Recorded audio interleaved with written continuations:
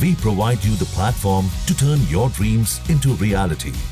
Give wings to your aspirations with KR Mangalam University.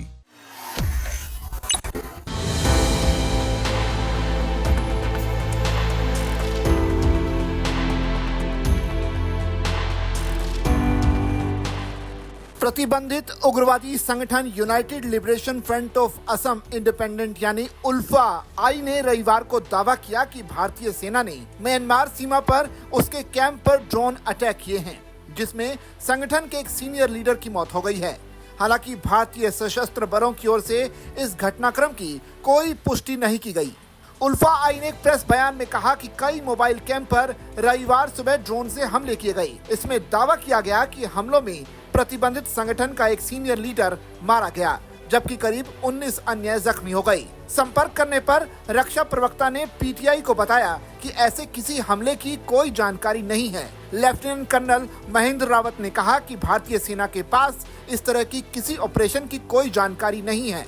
Reports के मुताबिक संगठन ने दावा किया कि हमले में 150 से ज्यादा ड्रोन इस्तेमाल किए गए थे। संगठन ने कहा कि हमलों में संगठन के लेफ्टिनेंट जनरल नयन असोम की मौत हो गई और 19 अन्य घायल हो गए। एक अन्य प्रेस रिलीज में उल्फा आई ने दावा किया कि उसके 2 और नेता ब्रिगेडियर गणेश असोम और कर्नल प्रदीप असोम बाद में हुए मिसाइल अटैक में मारे गए हैं। परेश बरुआ के नेतृत्व वाला उल्फा आई भारत के साथ शांति समझौते का हिस्सा नहीं है। भारतीय सेना और अर्धसैनिक बल असम राइफल्स ने कहा कि उन्हें पड़ोसी देश में किसी भी स्ट्राइक की जानकारी नहीं है, जो फरवरी 2021 में सैन्य तख्तापलट के बाद गृह युद्ध झेल रहा है। भारतीय सशस्त्र बल भारत म्यांमार के बीच करीब 1643 किलोमीटर लंबी सीमा की सुरक्षा में तैनात हैं। असम के मुख्यमंत्री हिमंत बिस्वा शर्मा ने उल्फा आई की तरफ से जारी बयान पर कहा कि असम पुलिस इसमें शामिल नहीं है और असम की धरती से कोई हमला नहीं किया गया। रक्षा अधिकारी आमतौर पर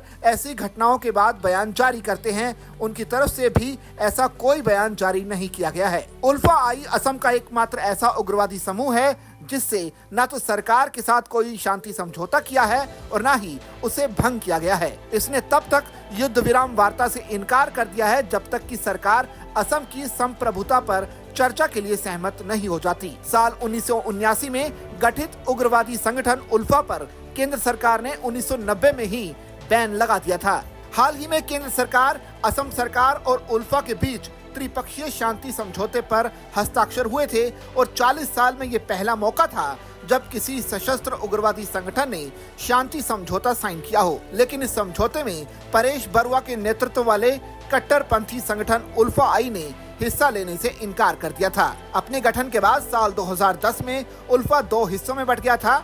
एक गुट की अगुवाई अरविंद राजखोवा ने की, जो कि सरकार के साथ बातचीत के पक्षधर थे, जबकि दूसरे गुट का नेतृत्व परेश बरुआ के हाथ में था, जो बातचीत के विरोध में थे। ऐसे में अब इस हमले के बाद सरकार ने साफ तौर पर या खास तौर पर सेना ने साफ तौर पर ये क्लियर कर दिया है कि उनका इस हमले से कोई लेना देना नहीं है। अगर आपने अब तक चैनल को सब्सक्राइब नहीं किया है तो सबसे पहले चैनल को सब्सक्राइब कर लीजिए। साथ ही अपने मोबाइल पर फटाफट अंदाज में खबरें हासिल करने के लिए दैनिक जागरण का मोबाइल ऐप अभी डाउनलोड कीजिए और अपने फोन पर पाइए तेज और फटाफट खबरें सटीक अंदाज में।